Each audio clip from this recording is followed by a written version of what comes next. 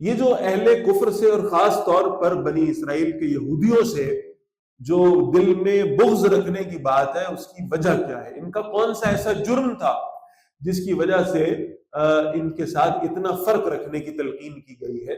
تو فرمایا الذین آتیناہم الکتاب، وہ لوگ جنہیں ہم نے کتاب عطا فرمائی ہے، یعرفونہ کما یعرفون ابناءہم، اے نبی صلی اللہ علیہ وسلم وہ آپ کو پہچانتے ہیں جیسے کہ اپنے سگے بیٹوں کو پہچانتے ہیں۔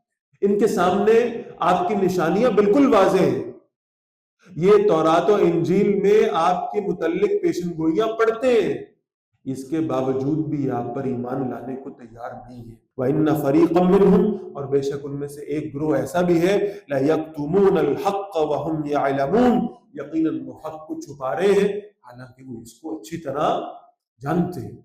الحق من ربک، اے نبی صلی اللہ علیہ وسلم حق تو ہے ہی آپ کے رب کی طرف سے، فَلَا تَكُونَنَّ مِنَ الْمُمْتَرِينَ، آپ ہرگز شک کرنے والوں میں سے نہ ہوئیے۔